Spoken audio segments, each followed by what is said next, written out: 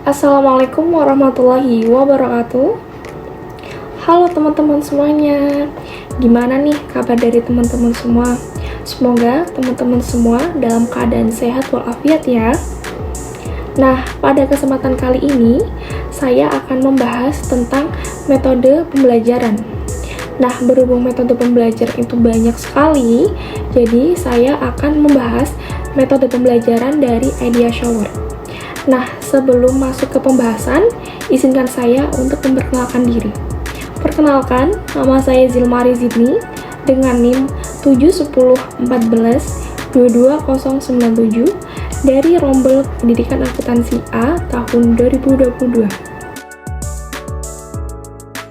Pada pembahasan kali ini, ada beberapa subbab yang nantinya akan dibahas dalam metode pembelajaran Idea Shower ini. Nah, yang pertama ini ada pengertian dari metode pembelajaran Idea Shower. Nah, yang kedua ada kelebihan dan kekurangan dari metode pembelajaran Idea Shower. Yang ketiga ada langkah-langkah atau sintaks dari metode pembelajaran Idea Shower. Nah, yang terakhir, yang keempat, ada ilustrasi atau cara mengaplikasikan terhadap metode pembelajaran Idea Shower. Pada pembahasan yang pertama ini, ada pengertian dari metode pembelajaran Idea Shower.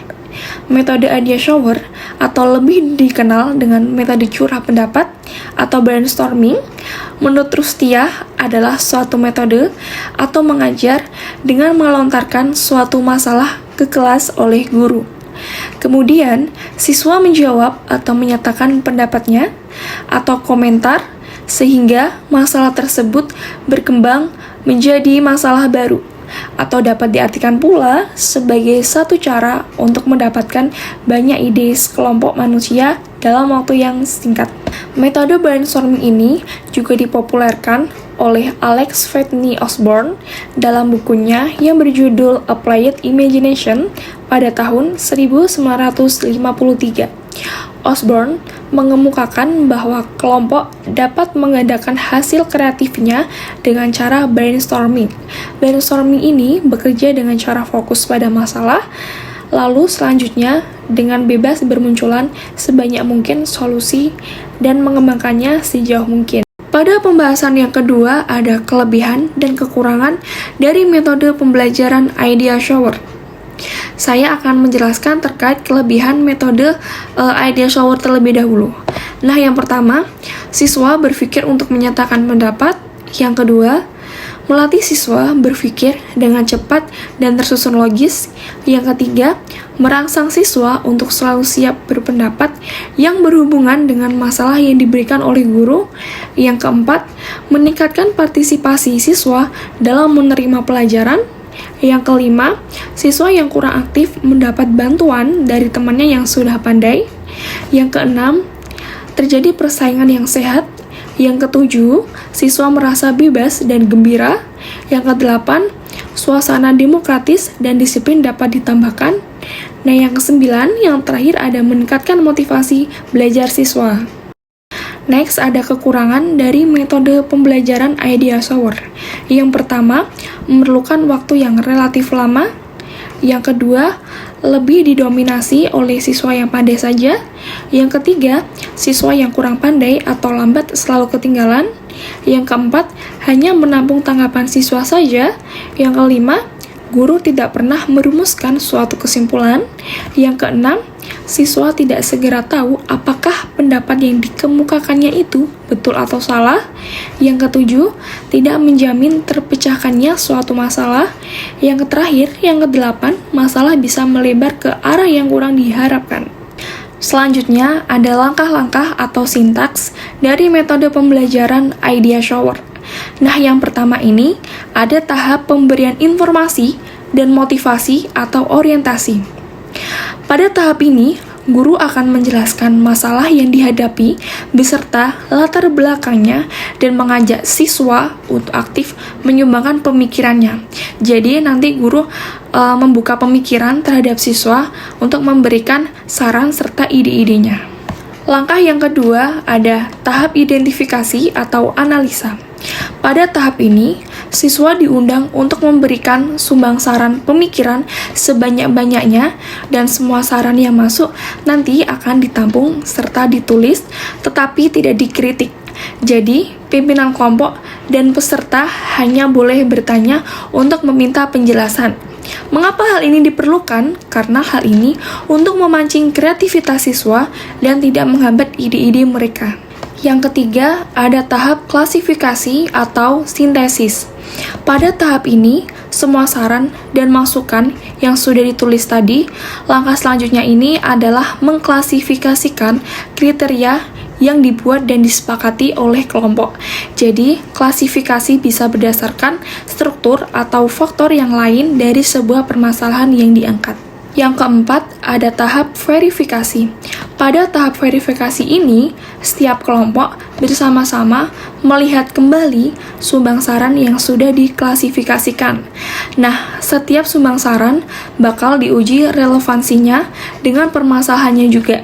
Jadi, saran yang dikemukakan oleh salah satu kelompok ini, apakah sudah relevan atau belum, seperti itu. Nah, apabila dapat sumbang saran yang sama, nanti diambil salah satunya, dan sumbang saran yang tidak relevan bisa dicoret. Nah, kepada sumbang saran bisa diminta argumentasinya. Langkah yang kelima, ada tahap konklusi atau penyepakatan. Pada tahap terakhir ini, guru atau pimpinan kelompok beserta siswa yang lainnya akan mencoba menyimpulkan butir-butir alternatif pemecahan masalah yang disetujui. Setelah semua puas, maka diambil kesepakatan terakhir cara pemecahan masalah yang dianggap paling tepat. Nah, begitulah langkah-langkah atau sintaks dari metode pembelajaran Idea Shower. Selanjutnya, yang terakhir ada ilustrasi atau pengaplikasian dari metode pembelajaran Idea Shower. Di sini, dia akan mengambil contoh untuk pengaplikasian satuan pendidikan dari SMK dengan mata pelajaran pengantar ekonomi, materi pokok masalah-masalah ekonomi. Langsung saja saya mulai. Halo, selamat pagi murid-murid semuanya. Gimana nih kabarnya? Semoga dalam keadaan baik semua ya. Nah, pada pagi hari ini, Ibu akan memberikan materi tentang permasalahan perekonomian di Indonesia. Nah, sebelumnya, Ibu akan memberikan poin-poin penting ke papan tulis terlebih dahulu ya, dan kalian semua harus menyimaknya. Nah, ini sudah Ibu tulis di papan tulis, ada 3 poin penting dari perekonomian Indonesia. Yang pertama itu tentang inflasi, yang kedua pengangguran, yang ketiga ada kemiskinan. Setelah ini, Ibu mau kalian membentuk kelompok yang terdiri dari 5 siswa ya. Ibu tunggu. Apakah kalian sudah membentuk kelompok semua? Baik, jika sudah, kalian bisa berdiskusi dengan teman kelompoknya mengenai masalah-masalah ekonomi di Indonesia ya. Oke, kalau kalian sudah berdiskusi, selanjutnya Ibu minta kalian untuk menganalisa masalah ekonomi yang kalian ambil tadi. Nah, setelah itu diharapkan dari salah satu kelompok dengan sistem siapa cepat dia dapat akan Ibu berikan yang paling antusias, serta bisa mengirimkan sumbang saran sebanyak-banyaknya. Baik, Ibu hitung 1, 2, 3. Wah, ternyata kelompok 2 nih yang paling antusias. Baik, untuk kelompok 2, boleh mempresentasikan sekarang terkait materi pembahasan dari diskusi kalian. Oh iya, untuk kelompok lain, jika ada yang ingin ditanyakan kepada kelompok 2, boleh banget ya di akhir presentasi. Jangan malu bertanya ya murid-murid semua.